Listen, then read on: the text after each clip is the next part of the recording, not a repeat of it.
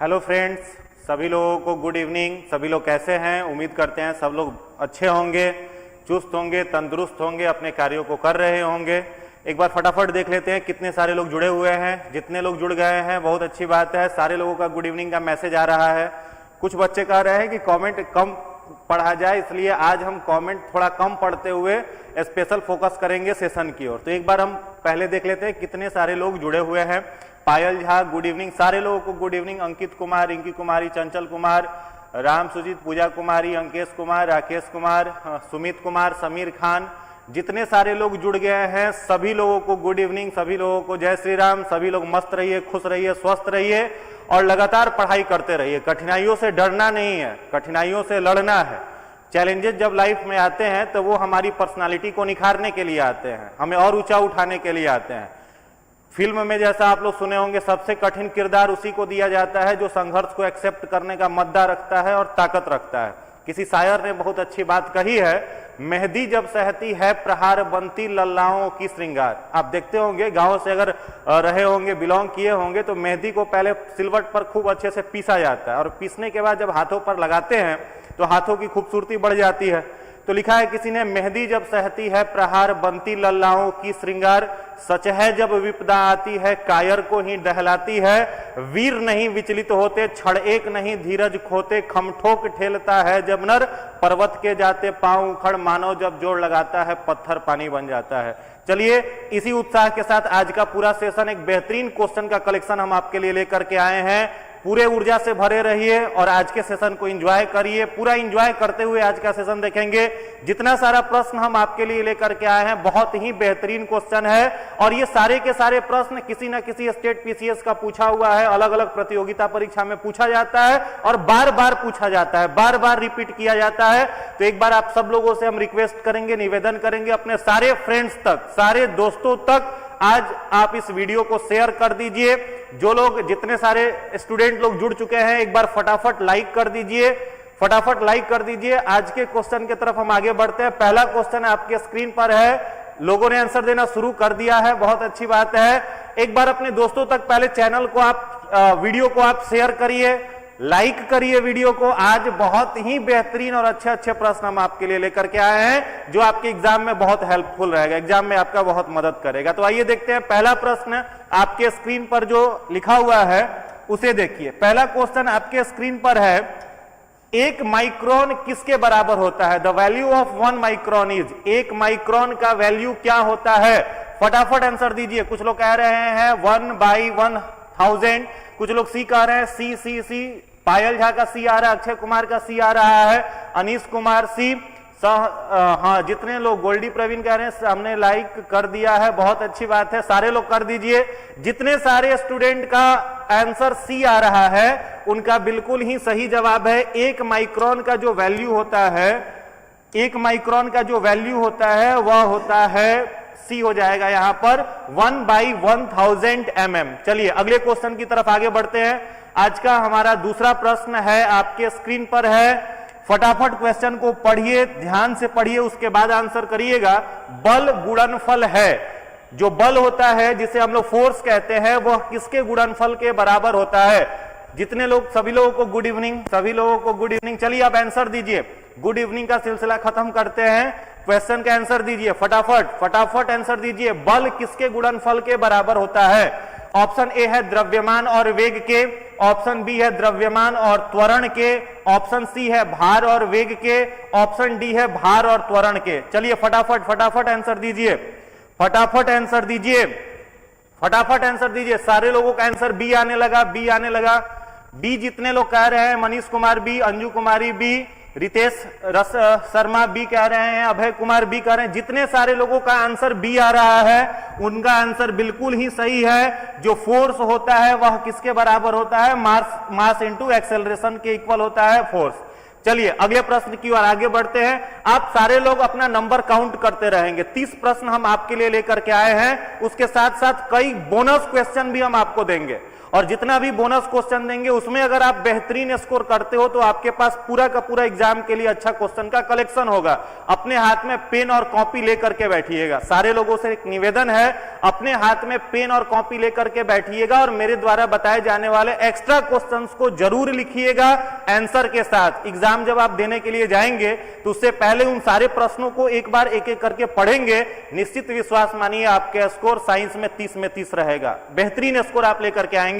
चलिए आज का दूसरा क्वेश्चन देखते हैं। आज का तीसरा प्रश्न है आपके स्क्रीन पर, आवृत्ति को किसमें मापा जाता है? यह प्रश्न कई बार परीक्षा में दोहराया गया है। आवृत्ति, जिसे हम लोग इंग्लिश में फ्रीक्वेंसी कहते हैं, इज मेजर्ड इन। फ्रीक्वेंसी को, आवृत्ति को किसमें मापा जाता है? आंसर करेंगे, आवृत्ति को किसमें मापा जाता है? आवृत्ति को किसमें मापा जाता है? सी आंसर आने लगा, हर्ट्ज आंसर आने लगा। बिल्कुल ही सही जवाब है। जितने सारे लोगों ने हर्ट्ज आंसर दिया है उन सारे लोगों का आंसर सही है। फ्रीक्वेंसी को हर्ट्ज में मापा जाता है। आइए तीसरे प्रश्न की, चौथे प्रश्न की तरफ बढ़ते हैं। विद्युत धारा का इकाई क्या होता है? विद्युत धारा का इकाई क्या होता है? ऑप्शन है कूलम, दूसरा ऑप्शन है वोल्ट, तीसरा है वाट और चौथा है एम्पियर। और बीपीएससी का 5वां ऑप्शन भी है यहां, इसलिए ध्यान से, बिल्कुल ही ध्यान से, चौथा क्वेश्चन आपके स्क्रीन पर आ चुका है। सारे लोग फटाफट आंसर करेंगे। चौथा प्रश्न फटाफट आंसर करिए। आंसर क्या होगा? आंसर क्या होगा? इसका राइट आंसर जो हो जाएगा वो हो जाएगा डी, वो हो जाएगा डी। राइट आंसर जो है वो क्या हो जाएगा? डी हो जाएगा, एम्पियर। बिल्कुल ही, जितने लोगों ने डी आंसर किया है सभी लोगों के लिए एक बार ताली बजनी चाहिए। सभी लोग बेहतरीन, सबका आंसर जो है वो अच्छा है। चलिए एक प्रश्न मेरे तरफ से है, इलेक्ट्रिकल चार्ज का ऐसा यूनिट क्या होता है? इलेक्ट्रिकल चार्ज को हम लोग किसमें मेजर करते हैं? और ऑप्शन आपके पास जो है यही 4 है, यही 4 ऑप्शन है, कूलम, वोल्ट, वाट और एम्पियर। फटाफट कमेंट कर करके आंसर बताइए। इलेक्ट्रिकल चार्ज को किसमें मेजर किया जाता है? इलेक्ट्रिकल चार्ज को किसमें मेजर किया जाता है? फटाफट आंसर बताइए। अगला प्रश्न मेरे तरफ से है, इलेक्ट्रिकल चार्ज को किसमें मेजर किया जाता है? तो इलेक्ट्रिकल चार्ज को हम लोग मेजर किसमें करते हैं? कूलम्ब में। किसमें मेजर करते हैं?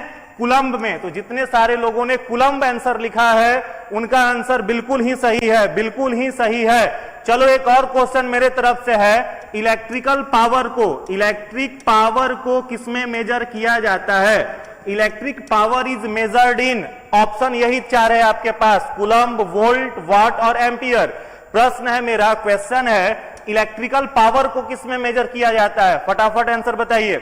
इलेक्ट्रिकल पावर, वाट, जितने सारे लोग वाट आंसर दे रहे हैं उनका आंसर बिल्कुल ही सही है। इलेक्ट्रिकल पावर को मेजर किया जाता है किस चीज में? वाट में मेजर किया जाता है। चलो अगले प्रश्न की तरफ आगे बढ़ते हैं। अगला प्रश्न है आपके लिए क्वेश्चन संख्या 5। नेक्स्ट प्रश्न है, विद्युत धारा निम्न में से किस उपकरण द्वारा मापी जाती है? विद्युत धारा निम्नलिखित में से किस उपकरण के द्वारा मापी जाती है? Which instrument is used to measure electric current? Which instrument is used to measure electric current? हाँ, आसान क्वेश्चन का सीरीज है, मुश्किल क्वेश्चन भी आएगा, धमाकेदार प्रश्न भी आने वाले हैं आपके लिए, अच्छे अच्छे क्वेश्चन का कलेक्शन है। चलिए इसका बताइए, विद्युत धारा को मापने का उपकरण क्या है? विद्युत धारा को मापने का उपकरण क्या है? उपकरण क्या है? तो सब लोग जान रहे हो, जितने सारे लोगों ने आंसर बी किया है ए मीटर, उनका आंसर बिल्कुल ही सही है। विद्युत धारा को ए मीटर द्वारा मापा जाता है, विद्युत धारा को ए मीटर के द्वारा मापा जाता है। चलो एक क्वेश्चन आपसे पूछते हैं, पोटेंशियल डिफरेंस को मापने के लिए किस मशीन का यूज किया जाता है? Which instrument is used to measure potential difference? Which instrument is used to measure potential difference? आज का क्वेश्चन आपके लिए है। ऑप्शन यही 4 है आपके पास, वोल्ट मीटर, ए मीटर, वोल्टा मीटर और चौथा पोटेंशियोमीटर। फटाफट इन्हीं 4 में से कोई राइट आंसर है, इन्हीं 4 में से कोई राइट आंसर है, इन्हीं 4 में से राइट आंसर है पोटेंशियल डिफरेंस मापने वाले यंत्र का। कमेंट करके फटाफट आंसर दीजिए। जितने सारे बच्चों ने वोल्ट मीटर आंसर टिक करा है उनका सही है। Potential difference is measured by an instrument which is called volt meter. Which is called volt meter. बिल्कुल ही, जितने सारे लोगों ने वोल्टा मीटर नहीं जी, वोल्टा मीटर मत टिक करो, वोल्ट मीटर। हाँ, पोटेंशियल डिफरेंस को मेजर करने के लिए हम लोग यूज करते हैं किसका? वोल्ट मीटर का। चलिए अगले प्रश्न की तरफ आगे बढ़ते हैं। आज का 5वां प्रश्न है, विद्युत शक्ति की इकाई क्या है? यह प्रश्न हमने आपसे थोड़ी देर पहले पूछा हुआ है, इसमें किसी का गलत नहीं होना चाहिए। क्वेश्चन संख्या 6, इसका राइट आंसर बताएंगे। राइट आंसर फटाफट कमेंट, सारे लोग उंगलियां चलाते रहो, कमेंट फटाफट करते रहिए और प्रयास करिए डीसी ना लिख करके टाइप करिए, वो आपको याद हो जाएगा, पूरा आपको याद रहेगा। विद्युत शक्ति की इकाई जो है वो क्या है? क्वेश्चन संख्या 6। चलिए, जितने सारे लोगों ने इसका राइट आंसर डी करा है, वाट, वो सही है। What is the right answer of question number 6। विद्युत शक्ति को नापने के लिए हम लोग वाट का उपयोग करते हैं। वाट इसकी एसआई यूनिट होती है। चलो क्वेश्चन संख्या 7 पर आते हैं। प्रश्न संख्या 7 है, ओम मीटर मात्रक है। ओम, इस तरीके से आप देखते होंगे, क्लास 9th या 10th में मिला होगा, इस तरीके का एक सिंबल हेडफोन की तरह जो दिखाई देता है, वो किसका मेजरमेंट करने के लिए उपयोग करते हैं? चलिए कमेंट करिए फटाफट आंसर दीजिए, फटाफट आंसर दीजिए। रेसिस्टेंस आंसर आने लगा। प्रतिरोध, बिल्कुल सही जवाब है, बिल्कुल सही जवाब है। ओम मीटर का उपयोग किया जाता है प्रतिरोध के लिए। ओम मीटर का उपयोग किया जाता है प्रतिरोध को देखने के लिए, मेजर करने के लिए। प्रतिरोध रेसिस्टेंस क्या होता है?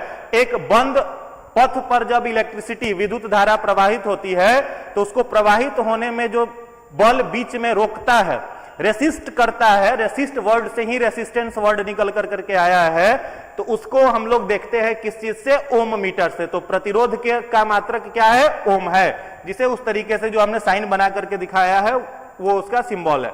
चलिए क्वेश्चन नंबर 8, एंगस्ट्रम इकाई है। एंगस्ट्रम इकाई है, फटाफट आंसर दीजिए। क्वेश्चन नंबर 8, एंगस्ट्रम इकाई है। क्वेश्चन नंबर 8 पर आइए।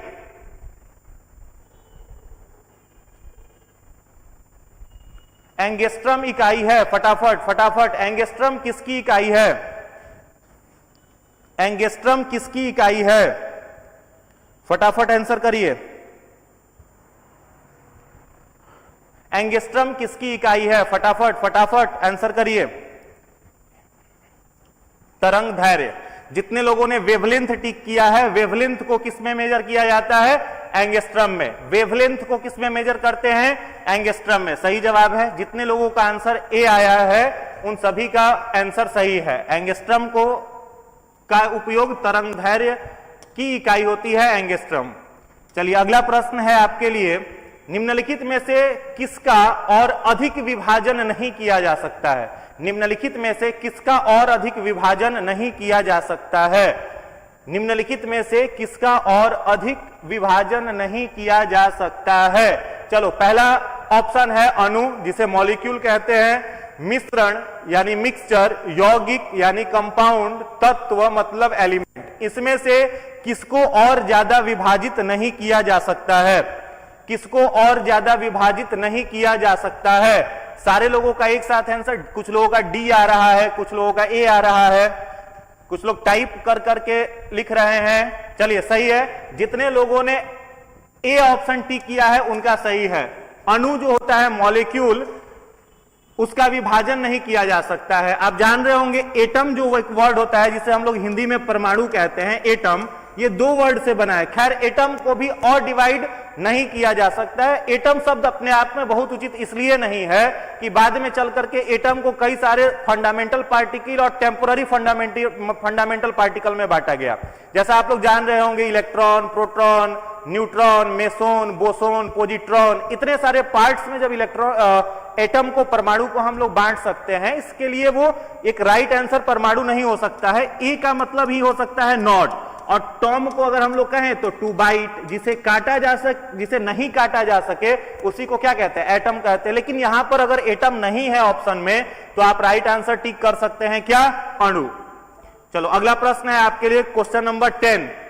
क्वेश्चन नंबर 10 देखते हैं इसका कितना लोग सही जवाब देते हैं। प्रश्न संख्या 10, प्रश्न संख्या 10 का सही आंसर दीजिए। प्रश्न संख्या 10 का सही उत्तर दीजिए। प्रश्न संख्या 10 का सही उत्तर दीजिए। एक त्रिधारीय अम्ल का अणुभार 176 है, इसका समतुल्य भार क्या होगा? एक त्रिधारीय अम्ल का अगर अणुभार 176 है तो इसका समतुल्य भार क्या होगा? 176, 88, 58 टू 66 या 352? चलिए फटाफट कमेंट कर करके आंसर बताइए, फटाफट कमेंट कर करके आंसर बताइए। देखिए त्रिधारीय अम्ल का अगर अणुभार दिया हुआ है 176, तो अगर आपने पढ़ा होगा अच्छे से एसिड के बारे में तो आप लोग इसका निकाल पाओगे। इसका जो राइट आंसर निकल करके आएगा वो आएगा 58.55। ठीक है, तो जब 58.55 इसका राइट आंसर निकल करके आएगा तो हम आप क्या कह सकते हैं कि इसका राइट आंसर जो है वो तो है नहीं। कुछ लोग जिन लोगों ने बीटी के किया है उनका भी आंसर बीपीएससी द्वारा मान्य नहीं हो पाएगा, क्योंकि राइट आंसर इसका आ रहा है 58.55। इसलिए ऑप्शन ई जिन लोगों ने टिक करा है नन ऑफ द अबव या मोर देन द अबव, उनका आंसर इस क्वेश्चन में सही माना जाएगा। चलिए अगला प्रश्न है 11। फुलेरीन अथवा बकमिंस्टर फुलरीन का नाम आपने सुना होगा। तो फुलरीन अथवा बॉकीबॉल, जिसे बकमिंस्टर फुलरीन कहा जाता है, इसमें कितने कार्बन परमाणु पाए जाते हैं? कितने कार्बन परमाणुओं के द्वारा बकमिंस्टर फुलरीन का निर्माण होता है? पहला क्वेश्चन है, चलिए इसका आंसर दीजिए। कितने कार्बन परमाणुओं के द्वारा बकमिंस्टर फुलरीन का निर्माण होता है? बकमिंस्टर फुलरीन का निर्माण कितने कार्बन परमाणुओं के द्वारा होता है? तो देखो बकमिंस्टर फुलरीन में कार्बन के एटम जो पाए जाते हैं वो होते हैं आपके 60 कार्बन एटम बकमिंस्टर फुलरीन में पाए जाते हैं। अब यहां ऑप्शन में नहीं है, 20 है, 45 है, 40 और 50 है।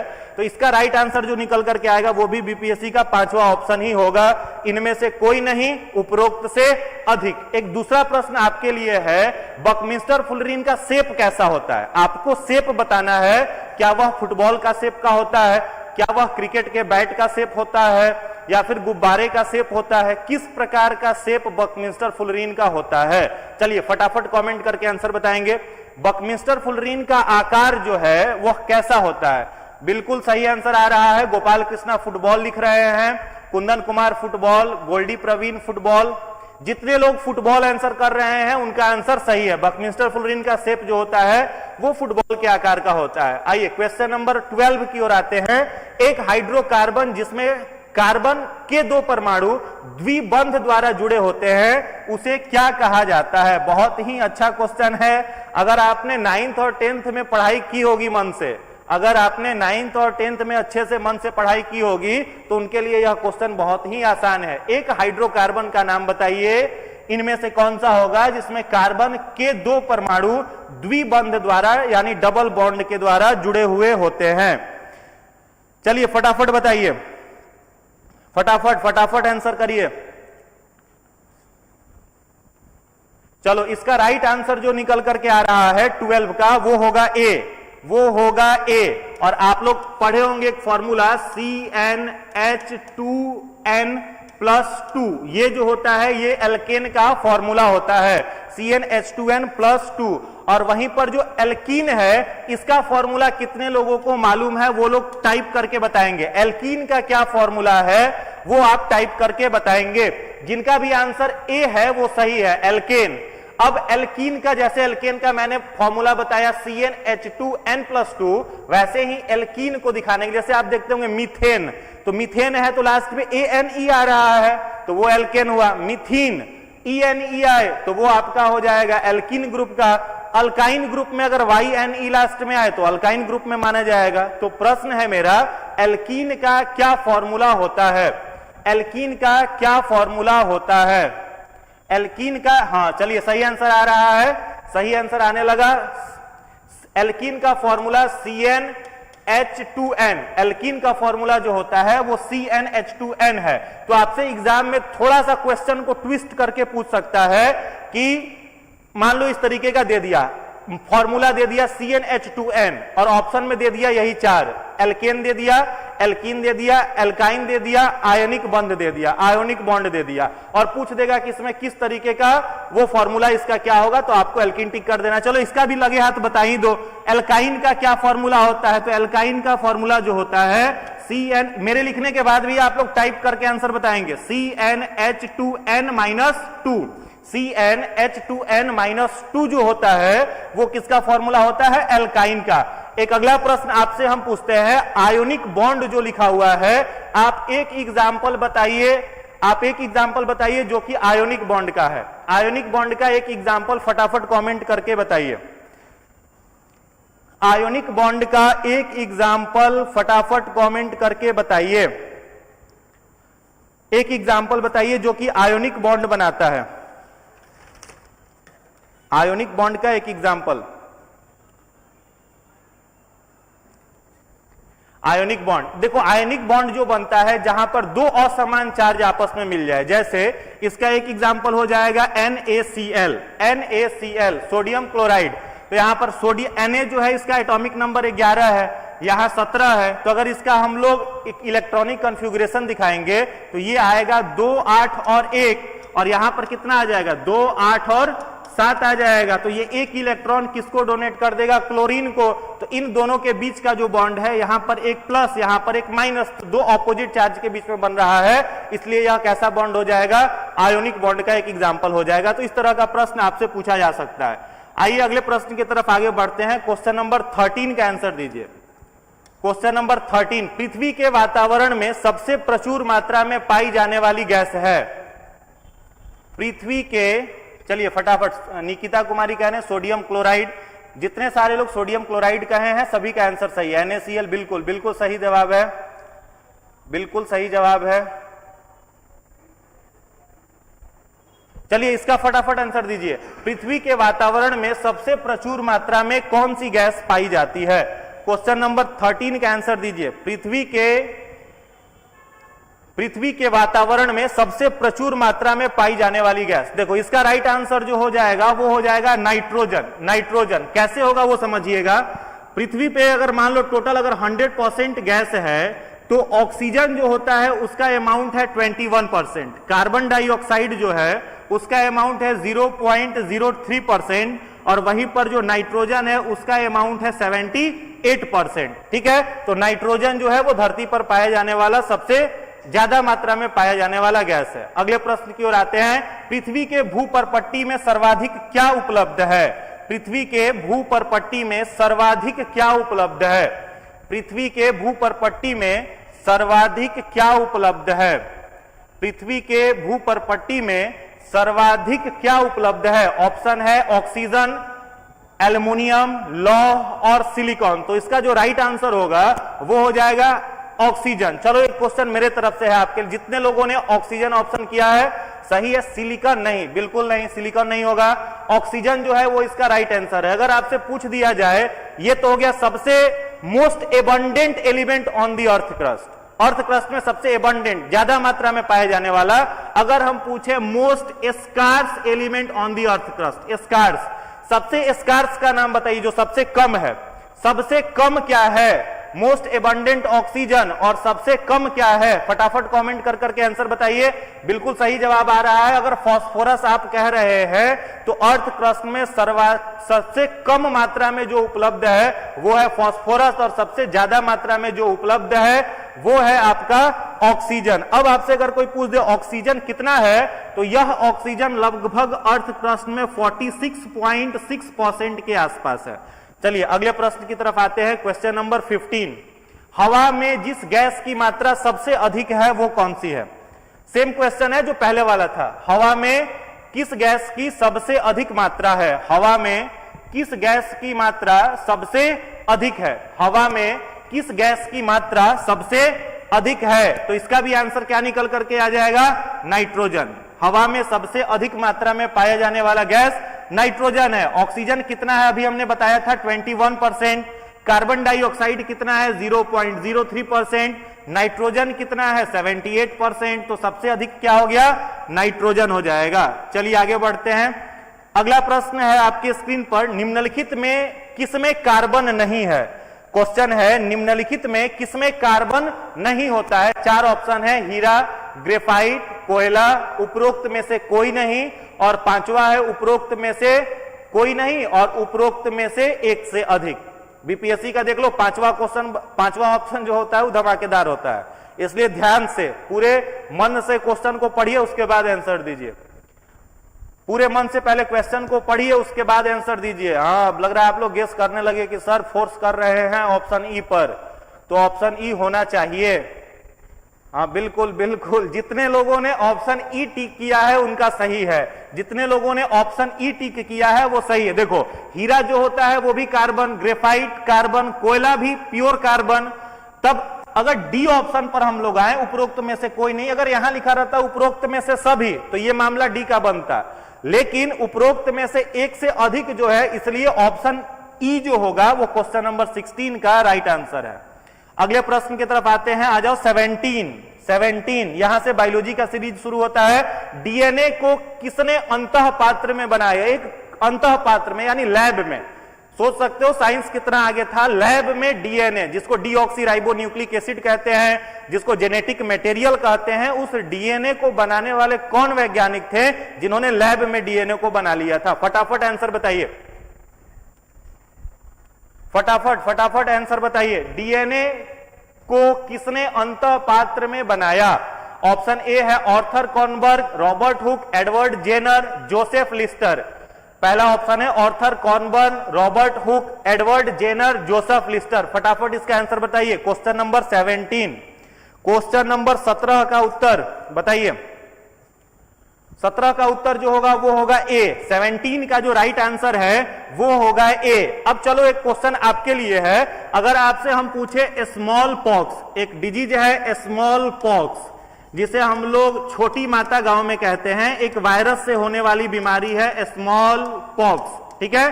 तो मेरा प्रश्न है कि स्मॉल पॉक्स के टीके की खोज किसने की थी? चलिए फटाफट, स्मॉल पॉक्स के टीके की खोज किसने की थी? आपके लिए प्रश्न है, स्मॉल पॉक्स के टीके की खोज किसने की थी? चलिए इसका राइट आंसर बताइए। स्मॉल पॉक्स के टीके की खोज किसने की थी? स्मॉल पॉक्स के टीके की खोज किसने की थी? तो स्मॉल पॉक्स का जो टीका था उसे किन्होंने ढूंढा था? तो उनका नाम था एडवर्ड जेनर। क्या नाम था? एडवर्ड जेनर जो है इसका राइट आंसर है। स्मॉल पॉक्स के टीके की खोज तो एक आर्थर कॉर्नबर्ग डीएनए को लैब में बनाए, एडवर्ड जेनर ने स्मॉल पॉक्स के टीके की खोज की। रॉबर्ट हुक का क्या कंट्रीब्यूशन था? तो रॉबर्ट हुक को फादर ऑफ साइटोलॉजी कहा जाता है, और इन्होंने एक डेड कोशिका की खोज इन्होंने एक डेड कोशिका की खोज 1665 में करी थी, ठीक है? उसके बाद एक नाम लास्ट आ जाता है जोसेफ लिस्टर का। तो जोसेफ लिस्टर का क्या कंट्रीब्यूशन था? तो याद रखोगे जोसेफ लिस्टर जो है उन्होंने काम किया था किस चीज पर? तो मेढक जो होता है उसके शरीर में कुछ पिगमेंट्स होते हैं जिसके चलते वो अपना रंग, अपना कलर लगातार बदल सकता है। इस चीज पर काम किया था किन्होंने? जोसेफ लिस्टर ने काम किया था कि मेढक अपना रंग परिवर्तन कैसे करता है। तो याद रखना है आपको, जोसेफ लिस्टर ने मेंढक के रंग परिवर्तन पर काम किया था, रंग परिवर्तन पर काम किया था, रंग परिवर्तन पर काम किया था जोसेफ लिस्टर ने। चलिए अगले प्रश्न पर आते हैं 18। जेनेटिक्स निम्न में से किसका अध्ययन है? क्वेश्चन है जेनेटिक्स निम्न में से किसका अध्ययन है? जेनेटिक्स निम्न में से किसका अध्ययन है? फटाफट कमेंट करके बताइए। मेंडल के नियम का, जैव विकास का, डीएनए की संरचना का, या आनुवांशिकता और विचरण का? आनुवांशिकता और विचरण का। 18 चलिए फटाफट कमेंट करिए। 18 नंबर क्वेश्चन है आपके स्क्रीन पर, जेनेटिक्स किसका अध्ययन है? तो इसका जो राइट आंसर हो जाएगा 18 का वो होगा आनुवांशिकता और विचरण का। जैव विकास का अगर अध्ययन करना है तो ये हम लोग अध्ययन करते हैं किस चीज में? इवोल्यूशन में। और इवोल्यूशन में करा जाता है अध्ययन जैव विकास का, क्रमिक विकास भी जिसको कहते हैं। और इसके जो फादर थे जिन्होंने इस पर काम किया था, जैव विकास पर जिन्होंने आगे चल करके बहुत सारे काम किए थे, चार्ल्स डार्विन साहब थे। लेकिन यहां पर पूछ रहा है आपको जेनेटिक्स के बारे में, तो जेनेटिक्स जो है वो अनुवांशिकता का अध्ययन कहलाता है। बिल्कुल सही जवाब है, जितने लोगों ने डी आंसर किया है सबका सही जवाब है। चलिए क्वेश्चन नंबर 20 की ओर आते हैं। मेंडल के अनुवांशिकता के सिद्धांत किस पर आधारित है? मेंडल का अनुवांशिकता का सिद्धांत किस पर आधारित है? क्या वह कायिक जनन पर है, या अलैंगिक जनन पर है, या लैंगिक जनन पर है, या फिर ये सभी? मेंडल ने जो जेनेटिक्स पर रिसर्च किया था और लंबे समय तक रिसर्च किया था, आप सब जान रहे होंगे कि मेंडल जब जेनेटिक्स पर रिसर्च कर रहे थे तो उस समय उन्होंने 3 नियम अनुवांशिकता के दिए थे। पहला जो नियम दिया था वो नियम था law of dominance, law of dominance, जिसे हम लोग कहते हैं प्रभाविता का नियम। दूसरा जो नियम मेंडल ने दिया था वो था law of segregation, law of segregation. और तीसरा नियम मेंडल ने दिया था law of independent assortment, independent assortment, जिसको हम लोग कहते हैं स्वतंत्र विन्यास का नियम। 3 नियम मेंडल ने दिया था जेनेटिक्स में रिसर्च करके, law of dominance, law of segregation और लॉ ऑफ इंडिपेंडेंट असॉर्टमेंट। और ये 3 नियम पर रिसर्च कर करके मेंडल ने 2 हाइब्रिडाइजेशन का भी लॉ दिया, एक मोनो हाइब्रिड क्रॉस जिसे एक संकर क्रॉस कहते हैं, और दूसरा होता है डाई हाइब्रिड क्रॉस जिसे द्विसंकर क्रॉस कहते हैं। चलिए, तो जितने लोगों ने इसका आंसर मेंडल के अनुवांशिकता के सिद्धांत पर किया है 19 नंबर क्वेश्चन का, सी उनका सही जवाब है। मेंडल ने लैंगिक जनन, सेक्सुअल रिप्रोडक्शन के बेस्ड पर करा था। मेंडल का अनुवांशिकता का सिद्धांत डिपेंड करता है, तो सी जितने लोगों का है उनका राइट आंसर है। चलिए, अब अगर आपसे एक हम प्रश्न पूछते हैं, बताइएगा मेंडल के डाई हाइब्रिड क्रॉस का फिनोटाइप रेशियो। एक प्रश्न है आपके लिए, मेंडल के डाई हाइब्रिड क्रॉस का फिनोटाइप रेशियो। यह प्रश्न परीक्षा में कई बार पूछा है, मोस्ट इंपॉर्टेंट क्वेश्चन है। मेंडल के डाई हाइब्रिड क्रॉस का फिनोटाइप रेशियो बताइए। फिनोटाइप रेशियो क्या है? टाइप करके फटाफट कमेंट में बताइए। मेंडल के डाई हाइब्रिड क्रॉस का फिनोटाइप रेशियो। चलिए, सत्या प्रिया कह रहे हैं 9331 सही है, बिल्कुल सही है। 3:1 नहीं होगा जी, 3:1 गलत है। इसका राइट आंसर जो होगा वो होगा डाई हाइब्रिड क्रॉस का फिनोटाइप रेशियो 9:3:3:1, 9:3:3:1। यह अनुपात कई बार परीक्षा में पूछा हुआ है। चलिए अगले प्रश्न पर आते हैं, प्रश्न संख्या 20। अनुवांशिकता के जन्मदाता कौन है? अनुवांशिकता के जन्मदाता, father of genetics, father of genetics, अनुवांशिकता के जन्मदाता कौन है? Who is the father of genetics? फटाफट फटाफट आंसर बताइए। फादर ऑफ जेनेटिक्स किसे कहा जाता है? तो इसका जो राइट आंसर हो जाएगा वो क्या हो जाएगा? मेंडल, जिनको शॉर्ट में जी.जे. मेंडल भी कहा जाता है। जी.जे. मेंडल ऑस्ट्रिया कंट्री के थे और स्टैटिस्टिक्स के प्रोफेसर थे। मेंडल साहब ऑस्ट्रिया कंट्री के थे और स्टैटिस्टिक्स के प्रोफेसर थे, ग्रेगर जॉन मेंडल। इन्हें अनुवांशिकता का जन्मदाता कहा जाता है। अगर आपसे पूछे यहां पर लैमार्क से जुड़ा एक प्रश्न कि बायोलॉजी शब्द किसने दिया था, तो आंसर निकल करके आएगा लैमार्क। दूसरा प्रश्न पूछे किसने use and disuse organ theory दिया? किसने use and disuse organ theory दिया? Who gave the theory of use and disuse organ theory? इसका मतलब क्या होगा? अंगों का उपयोग और उपयोग नहीं करने पर शरीर के वे अंग धीरे धीरे समाप्त हो जाते हैं। ये नियम किसका दिया हुआ था? तो ये नियम भी किसका दिया हुआ था? लैमार्क का ही। अगर आपसे पूछे फाइलोजूलॉजिक किसने दिया था, तो वो भी होगा आपका यही। अभी आपके लिए सूचना है, नोटिस है, सजदानंद सर यहाँ पर है, आपके लिए एक नोटिस है। चलिए, अभी जो मॉडर्न इंडिया वाली जो क्लास होती है साइंस के बाद, वह क्लास अब सुबह 8 बजे होगी। और हम लोगों ने जो स्टार्ट किया था, हम लोगों ने जो क्लास में स्टार्ट किया था कि मॉडर्न इंडिया में ब्रिटिश शासन की स्थापना, तो ब्रिटिश शासन की स्थापना के लिए बहुत सारे युद्ध लड़ने पड़े थे। तो उसमें आप फ्रांसीसी युद्ध और मैसूर युद्ध ये दोनों पढ़ लीजिएगा, तो कल की क्लास में मजा आएगा। तो सुबह 8 बजे से मॉडर्न वाली MCQ होगी, जिसमें अगला जो सेशन है, और हर अगले क्लास के लिए मैं पहले से टॉपिक बता दूंगा ताकि आप तैयारी करके आए और सही का सही जवाब दें। जितने भी 20 क्वेश्चन 25 क्वेश्चंस रहेंगे तो उसमें पूरा का पूरा मार्क्स आपको आना चाहिए। तो कल की क्लास जो होगी वो सुबह 8 बजे होगी और उसमें आंग्ल फ्रांसीसी युद्ध, आंग्ल मैसूर युद्ध होगा, जिसको आप लोग पढ़ लेंगे। और उस पर एमसीक्यू करेंगे, देखते हैं कि कितने सही जवाब आते हैं। ठीक है, तो साइंस को एंजॉय कीजिए। ठीक है, तो चलो यहां पर फोकस करते हैं। क्वेश्चन नंबर 20 जो है, अनुवांशिकता के जन्मदाता कौन है? ठीक है, अनुवांशिकता के जन्मदाता कौन है? चलिए फटाफट इसका आंसर आप लोगों ने बता दिया था कि मेंडल जो है इन्हें फादर ऑफ जेनेटिक्स कहा जाता है।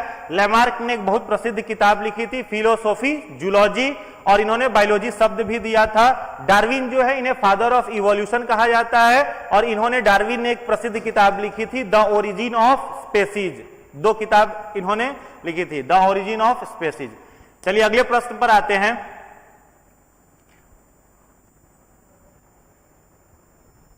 नेक्स्ट क्वेश्चन है आपके लिए,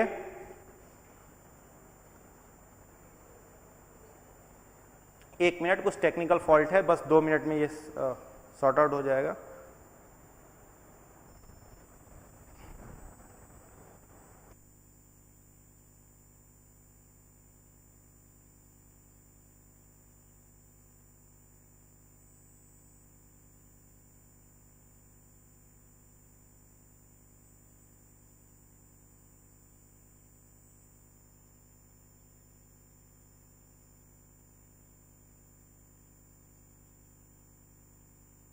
को किस आविष्कार के लिए सम्मानित किया गया था? हरगोविंद खुराना को किस आविष्कार के लिए सम्मानित किया गया था? ऑप्शन ए है प्रोटीन के संश्लेषण के लिए, ऑप्शन बी है जीन के संश्लेषण के लिए, ऑप्शन सी है नाइट्रोजनी क्षारों के संश्लेषण के लिए, ऑप्शन डी है उपरोक्त में से कोई नहीं, और 5वां ऑप्शन है उपरोक्त में से सभी या एक से अधिक। 21 क्वेश्चन है, हरगोविंद खुराना को किस चीज के लिए सम्मानित किया गया था? जो नोबेल प्राइज हरगोविंद खुराना जी को मिला था वो किस काम के लिए मिला था? तो हरगोविंद खुराना ने डीएनए में जीन का संश्लेषण पर काम किया था। डीएनए में जीन संश्लेषण जो होता है, डीएनए में जीन संश्लेषण, और इसके साथ साथ डीएनए में जीन संश्लेषण तो होता ही है, और क्या संश्लेषण होता है? तो प्रोटीन संश्लेषण। तो प्रोटीन संश्लेषण पर भी काम किसका था? हरगोविंद खुराना साहब का ही था। तो इसका ऐसे तो राइट आंसर निकल करके आ रहा है ए, लेकिन अगर जीन संश्लेषण पर बात हम करेंगे तो ये काम भी किसका था? हरगोविंद खुराना का ही था। लेकिन हम लोग यहां पर मानते हैं ऑप्शन ए को कि प्रोटीन संश्लेषण के लिए हरगोविंद खुराना को नोबेल प्राइज दिया गया था। चलिए अगले प्रश्न पर आते हैं, डीएनए में प्रोटीन संश्लेषण के लिए। अगला क्वेश्चन है, लैंगिक जनन से आनुवांशिक विचरण कैसे होता है? प्रश्न है, लैंगिक जनन से आनुवांशिक विचरण किस प्रकार से होता है? 22, लैंगिक जनन से आनुवांशिक विचरण किस प्रकार से होता है? जीन के सम्मिश्रण के द्वारा, या फिर क्रोमोजोम में बदलाव के कारण, ऑप्शन सी है जीन के मिश्रण के कारण। तो ये तीनों के तीनों ऑप्शन सही है, इसका राइट आंसर हो जाएगा ये सभी। ये सभी जितने लोगों ने सी टिक किया है, ये डी टिक किया है, ये सभी उनका आंसर सही है। अगले प्रश्न पर आते हैं 23, मनुष्य के शरीर में किस अंग में लिम्फोसाइट्स का निर्माण होता है? मनुष्य के शरीर में किस अंग में लिम्फोसाइट्स? तो चलो एक इंफॉर्मेशन यहां पर आपको दे देते हैं, क्वेश्चन बनाने में आसानी होगी। लिम्फोसाइट्स जो होता है इसे हम लोग WBC भी कहते हैं। लिम्फोसाइट्स को क्या कहते हैं? WBC, व्हाइट ब्लड सेल या व्हाइट ब्लड कॉर्पस्कुलस कहा जाता है। इसका निर्माण कहां पर होता है? तो देखो यकृत तो होगा नहीं, अस्थि मज्जा जो है इसे हम लोग बोन मैरो भी कहते हैं। इसी के अंदर किसका निर्माण होता है? WBC का। WBC जो होता है वो कहां पर बनता है? तो अस्थि मज्जा में, बोन मैरो में बनता है। अगर एक प्रश्न इससे घुमा करके पूछे, WBC का तो मामला हो गया, अगर आपसे पूछे RBC कहां बनता है, रेड ब्लड सेल कहां पर बनता है, तो उसका भी सही आंसर होगा अस्थि मज्जा, बोन मैरो। यहां पर RBC भी बनता है और WBC भी बनता है। मान लो थोड़ा सा क्वेश्चन ट्विस्ट कर दिया हमने, RBC बनता तो बोन मैरो में है, लेकिन जाकर के डेड कहां पर होता है? RBC की मृत्यु कहां पर होती है? तो उसका राइट आंसर हो जाएगा स्प्लीन। प्लीहा में जाकर के RBC की मृत्यु हो जाती है। स्प्लीन जिसे प्लीहा कहते हैं, उसमें RBC का डेथ होता है। चलो एक क्वेश्चन आपके लिए है, जिस प्रकार से WBC को लिम्फोसाइट्स कहते हैं, ठीक वैसे ही RBC का साइंटिफिक नेम क्या है? जैसे WBC को लिम्फोसाइट्स कहते हैं, RBC को क्या कहते हैं? कमेंट में फटाफट आंसर दीजिए। RBC को क्या कहते हैं? WBC को जिस प्रकार से लिम्फोसाइट्स कहा जाता है, ठीक वैसे ही RBC को क्या कहा जाता है? तो RBC को हम लोग कहते हैं इरिथ्रोसाइट्स।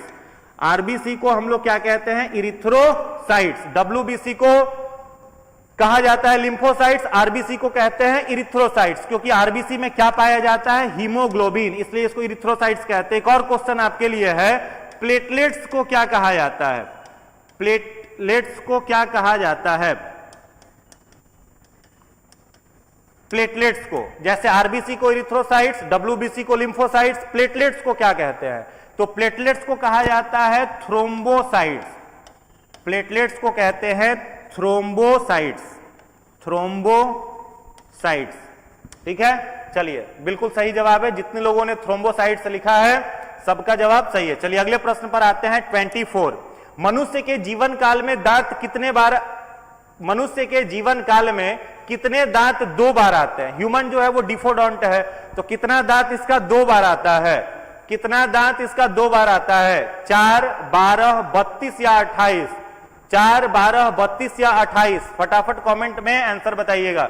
मनुष्य का कितना दांत जो है वो जीवन काल में 2 बार विकसित होता है, 2 बार आता है? तो 2 बार आने वाले दांतों की कुल संख्या कितनी होती है? चलिए फटाफट कमेंट में बताइए। 20। 2 बार कितने दांत आते हैं मनुष्य के? 20 दांत आते हैं, और 20 इसमें ऑप्शन में है नहीं, इसलिए राइट आंसर क्या हो जाएगा इसका? ई हो जाएगा। अगले प्रश्न पर आते हैं। 25, प्रश्न संख्या 25, 20 वर्ष की आयु में मानव शरीर में हड्डियों की संख्या लगभग कितनी होती है? 20 वर्ष के आयु में मानव शरीर में हड्डियों की संख्या कितनी होती है? 20 वर्ष की आयु में मानव शरीर में हड्डियों की संख्या कितनी होती है?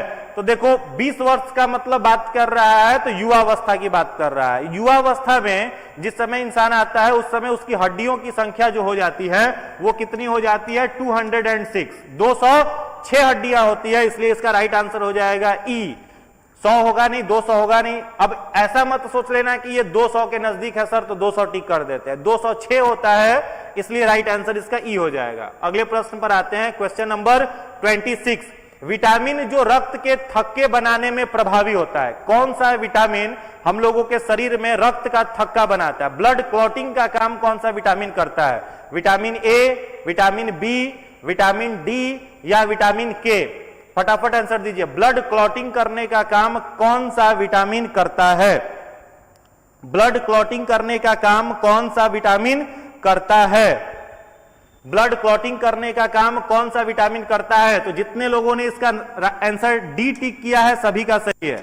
डी आंसर जितने लोगों ने टिक किया है, विटामिन के, विटामिन के सबका आंसर सही है। विटामिन के जो है इसका राइट आंसर। एक प्रश्न मेरे तरफ से है, इसका आंसर बताएंगे। Scientific name of vitamin A, vitamin A का वैज्ञानिक नाम बताइए। Scientific name of vitamin A, scientific name of vitamin A. तो विटामिन ए का जो साइंटिफिक नेम होता है वो होता है रेटिनॉल। क्या होता है?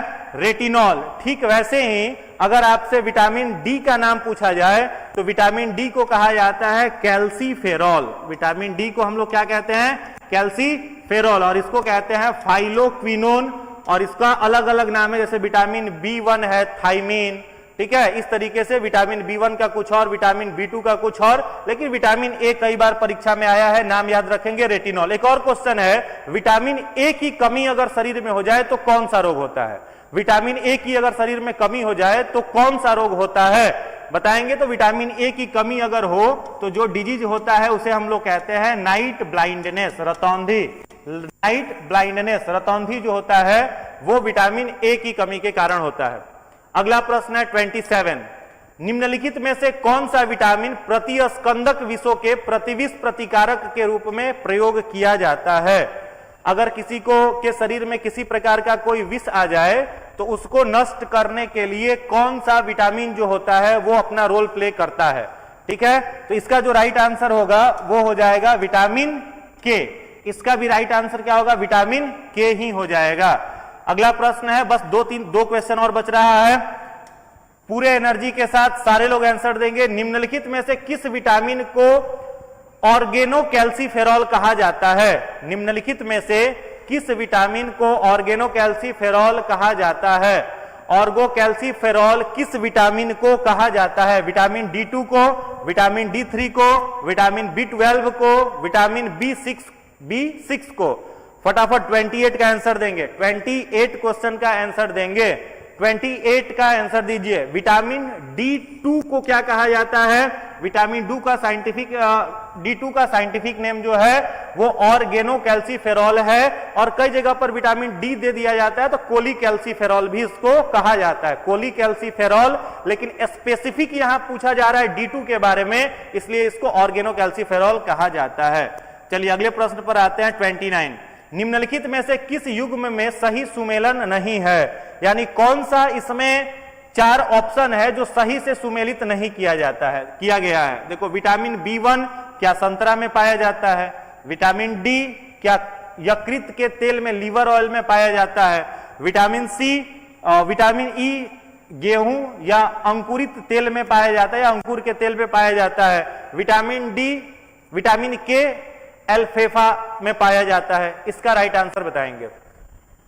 आंसर आने लगा है ADK, इस तरीके से आंसर आ रहा है। इसका जो राइट आंसर हो जाएगा वो क्या हो जाएगा? नहीं सुमेलित है, तो राइट आंसर क्या हो जाएगा? B1 संतरा, क्योंकि संतरा में कौन सा विटामिन पाया जाता है? Vitamin C।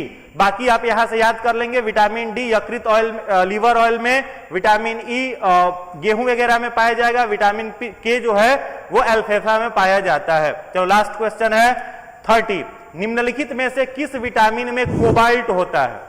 लास्ट क्वेश्चन है, निम्नलिखित में से किस विटामिन में कोबाल्ट? और जरूरी सूचना ये भी याद रखना है कि अभी इसके बाद करंट अफेयर्स का MCQ होगा, और हिस्ट्री, मॉडर्न हिस्ट्री वाली जो क्लास है वो सुबह में हो गई है 8 बजे से, और आंग्ल फ्रांसीसी युद्ध और एंग्लो फ्रेंच वॉर और एंग्लो मैसूर वॉर, आंग्ल मैसूर युद्ध, इस पर MCQ के लिए आप लोग रात भर पढ़ लीजिए। सुबह में देखते हैं कि कौन सारे के सारे सवाल का सही जवाब देता है।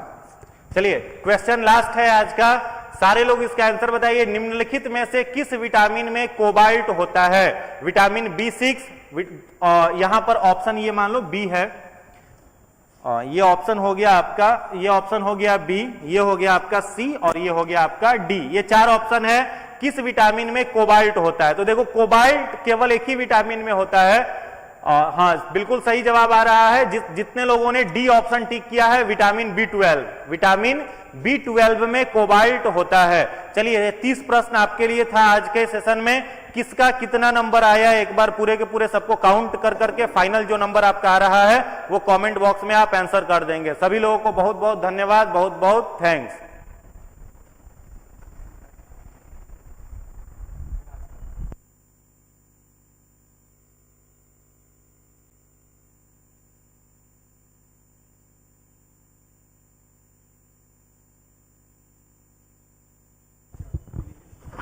टाइम कितना हो रहा है?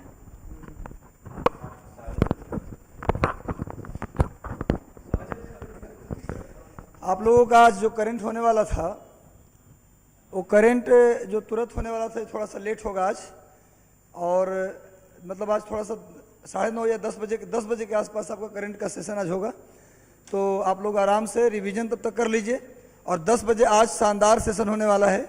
10 बजे करंट अफेयर की सेशन लेंगे हम, तो आप थोड़ा सा रिवीजन कर लीजिए। थोड़ा सा आपको भी था कंप्लेन कि सर गैप नहीं मिलता, लगातार सेशन हो जाता है तो थोड़ा पढ़ने का टाइम नहीं मिलता, तो आप पूरा रिवीजन कर लीजिए, बायोलॉजी का, हिस्ट्री का, साइंस का। उसके बाद 10 बजे से आराम से हम लेंगे अपना सेशन। कोई दिक्कत नहीं तो अगर कमेंट कर दीजिए, अगर कोई दिक्कत नहीं हो तो कमेंट कर दीजिए। आप लोग कमेंट कर दीजिए कि सर हाँ ठीक है, कोई दिक्कत नहीं है, थोड़ा सा लेट लेंगे सेशन, ठीक है। तो आज बेहतरीन सेशन है, पूरे साल का जितना भी सबमिट्स है, अवार्ड्स है, आज कंप्लीट कराने वाले हैं। तो 10 बजे रेडी रहिएगा आप लोग, पूरा आराम से खाना वाना खा के, रिवीजन करके, पानी वानी पी करके, ताकि एक लंबा सेशन आप ले सकें, ठीक है। धन्यवाद स्टूडेंट्स, तो मिलते हैं आज रात 10 बजे करंट के विशेष सेशन के साथ। Thank you. कोई दिक्कत नहीं है, ओके सर।